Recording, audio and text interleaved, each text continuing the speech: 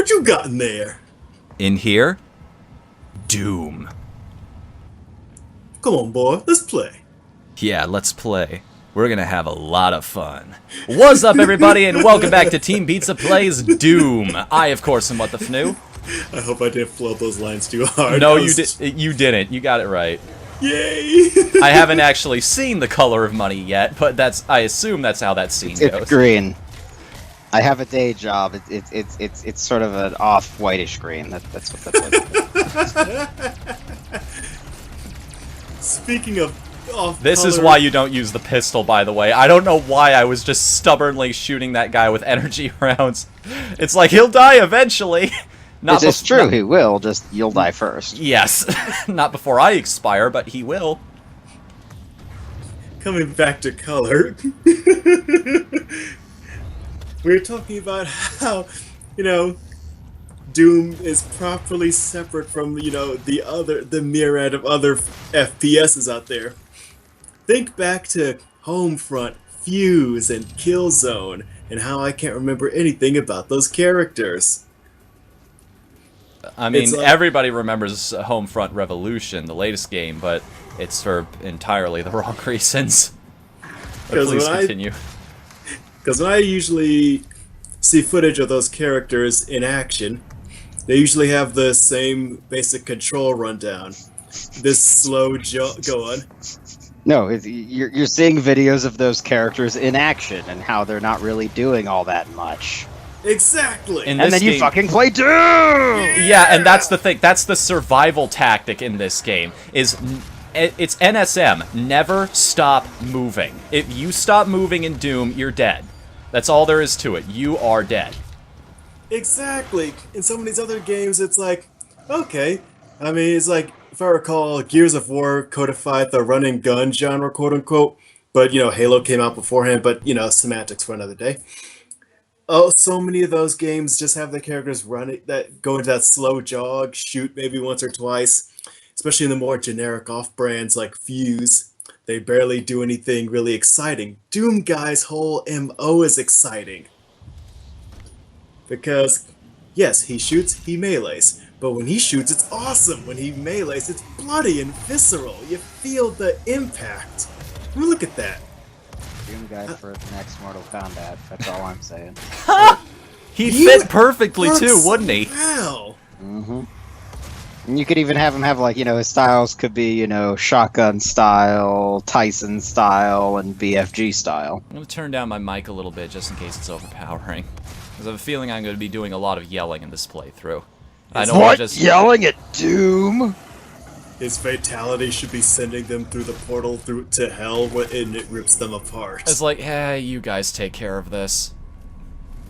Yeah. I'm just gonna let the demons rip you apart. No. His X-ray move should be tackling them through the portal to hell and killing them with the other demons that are trying to attack him. Or with the demons that are attacking him. He rips off an arm from a demon and starts beating them to death with it. And you hear Toasty in the background. And And then he shoots that guy.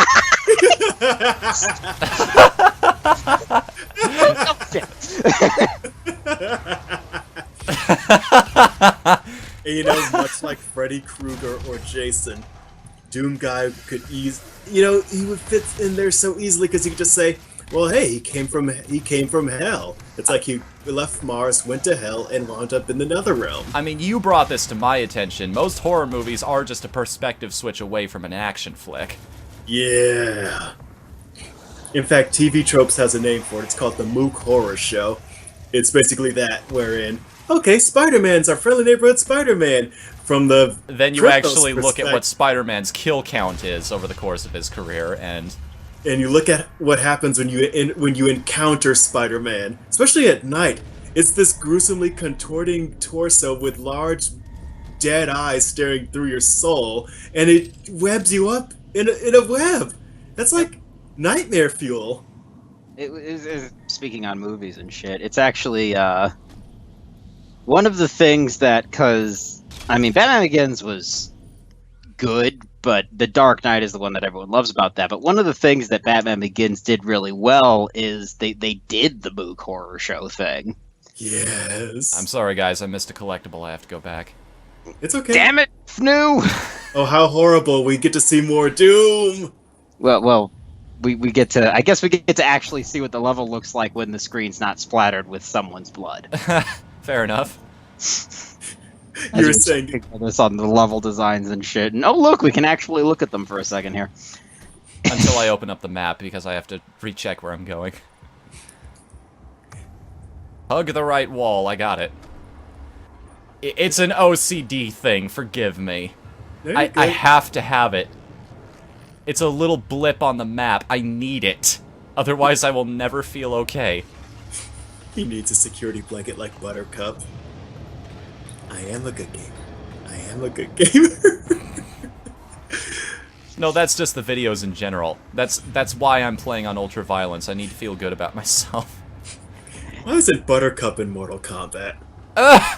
You know, unsurprisingly, that would also fit, because the old Powerpuff Girls were kind of bastards. Yeah, they were kind of little sadists. Alright, we defeated this monster, it's still alive. Let's use it as a jump, bro.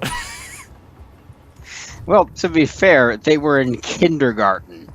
Yeah. It's not necessarily sadism so much as just lack of ability to understand. It's one of those things you forget about, that factoid, that they're not just in school, they're in kindergarten. That, you know, I guess that kind of makes sense, because kids just don't understand a lot of things, and sometimes that's actually really beneficial. We talked about this on a stream once. Like, I saw a Facebook post from somebody saying something along the lines of, I love my cousin, and here's why. It's, when I popped a lot of the pimples that were on my face, he was immediately disappointed because I got rid of my cool 3D freckles. When I lost weight, he immediately demanded that I get it back because I wasn't as fun to hug anymore. I mean, Kids just, everything is wonderful to them. Everything is fascinating to them. It's like Axe Cop, you know. You attack the bad guy, and again, going back to the Powerpuff Girls being kindergartners, you know, you chop up the bad guys with the axe. There's nothing wrong with that because they're the bad guys, and you're getting them, and you know, there's no malicious intent or sadism hidden in that. That's just, you know, that's how you stop bad guys. I want to point out this line, by the way. Oh, not that one. I didn't know you got a different one if you waited here. Welcome to the UAC facility. Now accident-free for 221 days. Surprise, that's actually not wrong. Because this was no accident. They're not wrong. But yes, I think Buttercup would make a great Mortal Kombat character. Especially some of the Mugen mods I've seen for that character, where one of her special moves is whipping out an M16. I kid you not. I was just looking at her on Mugen going, oh, let's see how this goes. Is that a gun? She never used those before. Oh, fighting game community. But then it Mugen actually community. makes sense. Now I've got an urge to watch Salty Bet. Sorry, please continue. When I think back to it, it awesomely makes sense because in the Christmas episode, one of the things Buttercup wanted is a AK-47. Oh, I see. So that's where that's from. It's like Santa granted my wish. The professor would go, I think I should hold on this to at least your 16. A nuclear power core? You are real. But yeah, that goes. That a cat goes girl back of my to very own. why the Mugen community was so awesome, because there was actually a reference. There was a reason behind these bizarre things most of the time. Yeah. Because I saw this before. It's one of those things, like, your fans usually know your characters better than you do. Yes. Okay, so I went on Google. And don't worry, I'll get off Google soon enough. But I'm just looking at a clip from the episode where the Powerpuff Girls were playing in their room because it was raining and they needed to make an adventure. And it's the part where Buttercup is dressed as the giant alligator, and with the caption with the actual dialogue saying, "No one tells me when to come." Oh dear. Out of context much? Speaking of out of context, Doom.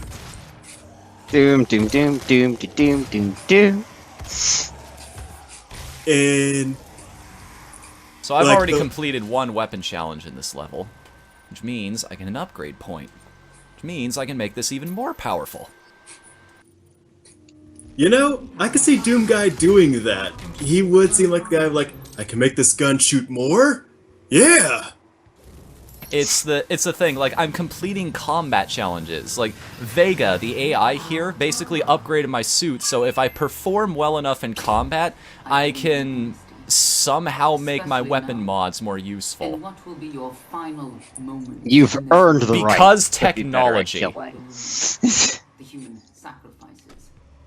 The helpful. You have to prove you'd be better at killing to earn the right to be better at killing. I'm not going to give you this power up until you've proven you don't need it. You will be the first. That is Alongside them just as my turn to tangent. That is the thing that irritated. The reason I never finished Vice City, way back in the day, was because of the fucking bank heist mission set. Where you're trying to recruit people for a bank heist, and you literally have to prove you're better than them at the job you're getting them for in order to recruit them.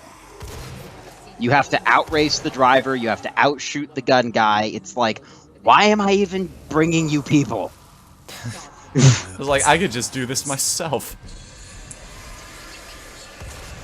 Yeah. No, I'm thinking that mission would have been much better too. Is if that was the character? I forget his name off the top of my head. But if that was his actual response to the end of that situation, it's like, you know what? You guys have helped me, in the sense that you've proven I don't need you bastards after all. I'm gonna go do it myself. Thanks for the time, though. And then you had a shootout where you got to blow every single one of those whiny bastards in the face.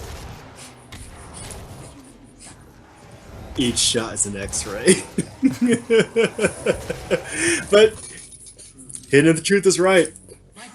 Grand Theft Auto, one of the things I hated play, like I love the series to death, because it was one of the first games I ever played. But I always hated having to do the most bizarrely difficult challenges just to get people recruited to my team. San Andreas has one of the most egregious examples, in that one of the guys you're recruiting for a bank heist in Las Vegas. Well, it's not Las Vegas, but still. He owns a model shop, model planes, RC cars, etc. And his missions involve controlling RC cars and airplanes to do stuff. And at first that sounds hilarious. It sounds awesome. Until you realize If those things take... If a police officer sneezes on one of those things, they die, and you gotta restart the mission. not only that, but you have a time limit. These are the slowest vehicles in the game. And if you go too far to left or right, the signal's gone. You can't control it and it self-destructs. And if that's not bad enough, one of the missions also involves using the little bastards to deliver things, to deliver like little cartoon sticks of dynamite to competitors.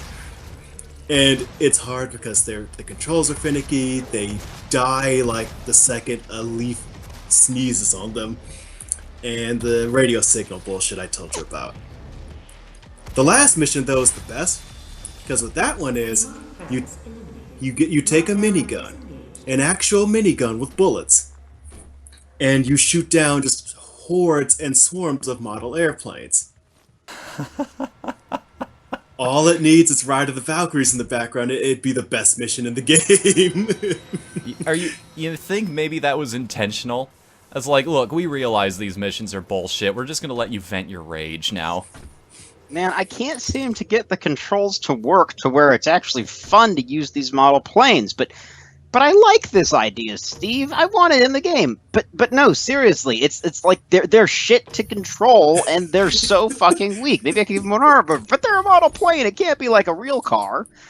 But so we can take out the time limits. But then they'll spend forever fucking around with this is okay. Can I at least break it? But then you'll fail. Oh yes. Put in a mission where I can break it and I don't fail. Now it's a Doom game. I guess. Okay, the chainsaw mechanics in this Doom are kind of interesting. Yes, because it's an insta-kill on any enemy. Problem is, you don't have infinite fuel. So, and the other cool thing is, when you kill an enemy using the chainsaw, they explode into ammo. Like, watch this. Look at that! Gold everywhere! That is so satisfying every time it happens. I just dropped gold all over my room.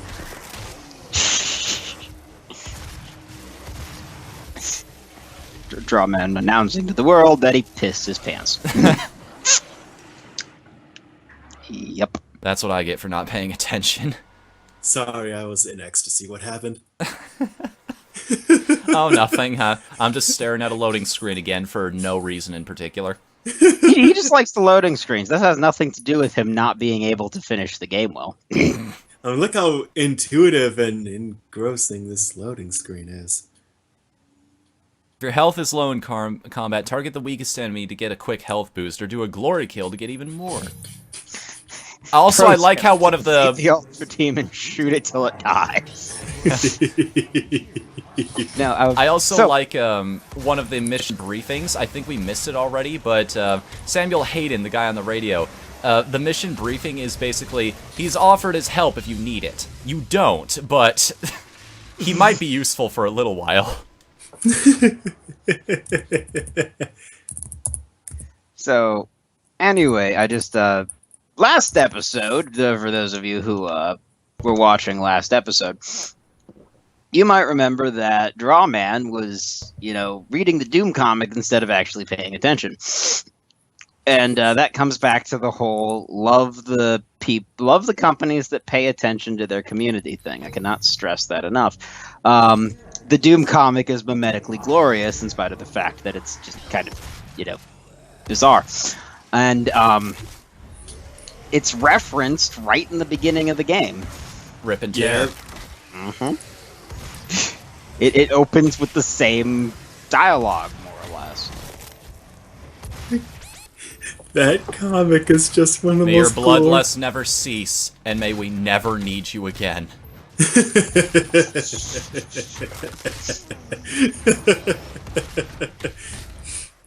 Oh, man. Speaking of references, you totally missed a great opportunity, Fnu. What? What? Oh, wait, It wasn't hold just it. a- This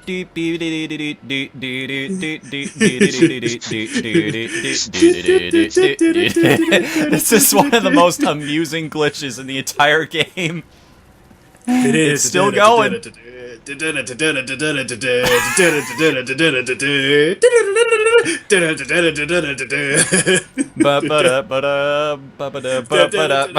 Anything goes well with Dancing Barrel. Can we be There's like your next Ubisoft video and try to series, force a people. meme now? There's your next challenge, people. Anything goes with Dancing Barrel. I can't have been the only person to. It's still going. It's. The bird's the word. The bird. The bird's the word. Surfing Bird is gone.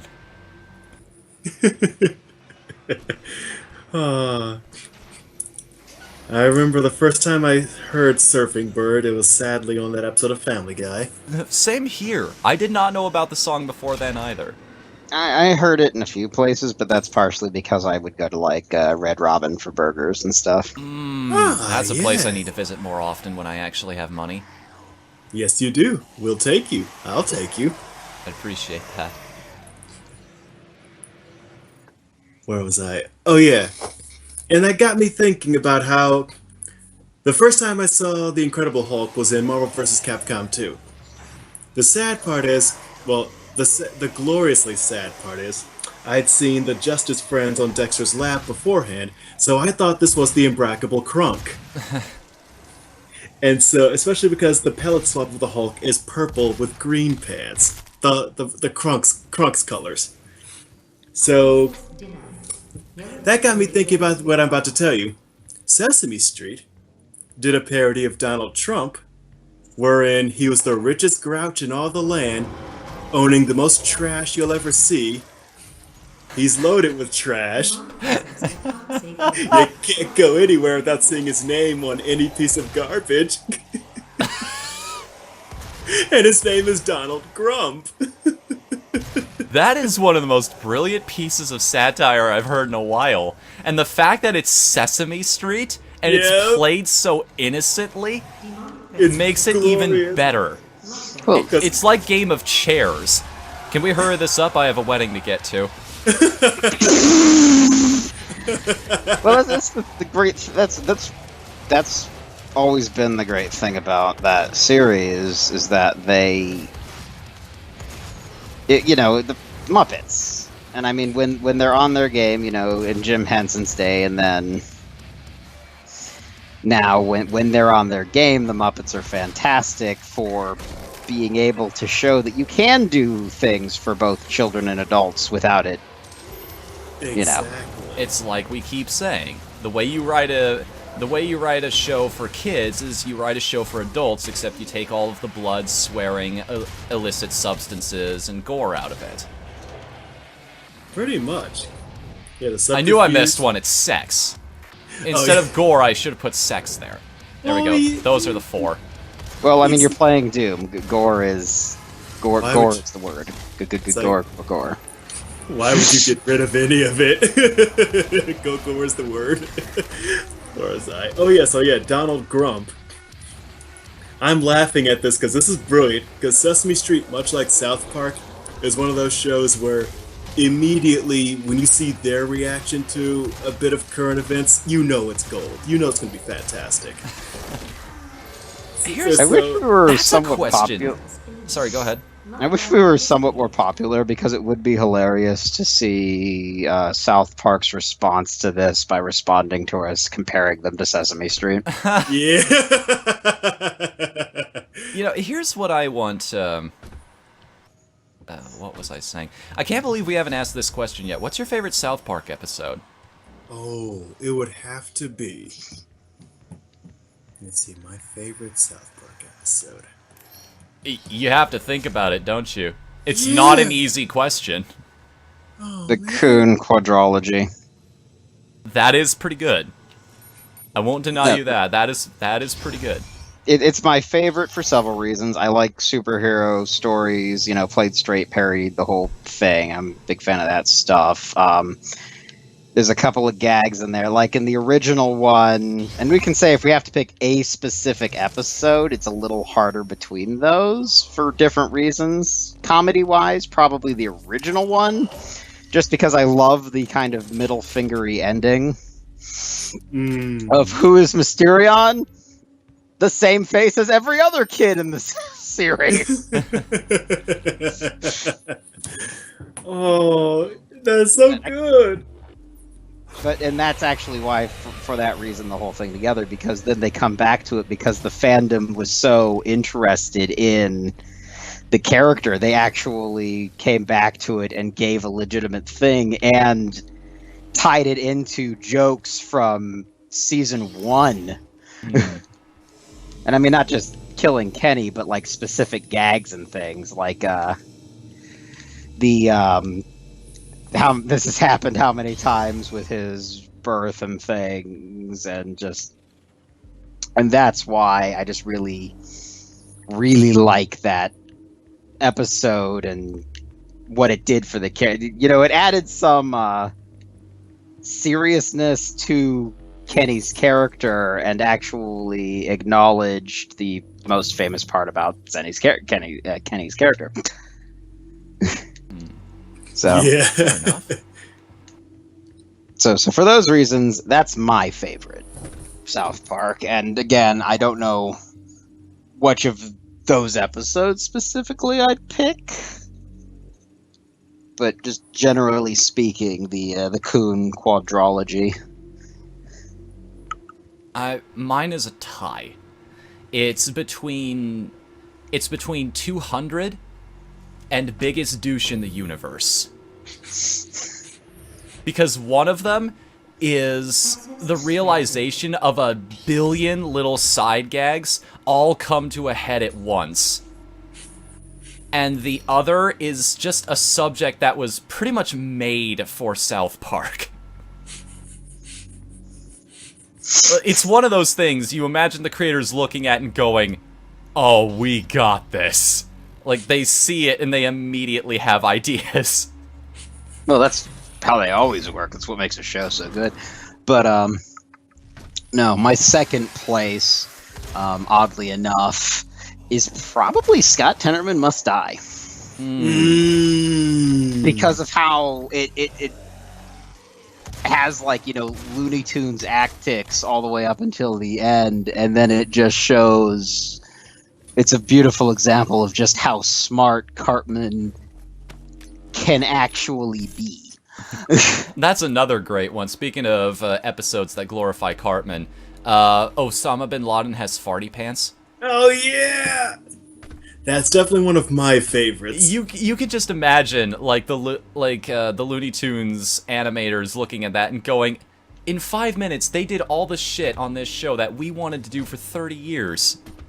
Yeah. Oh.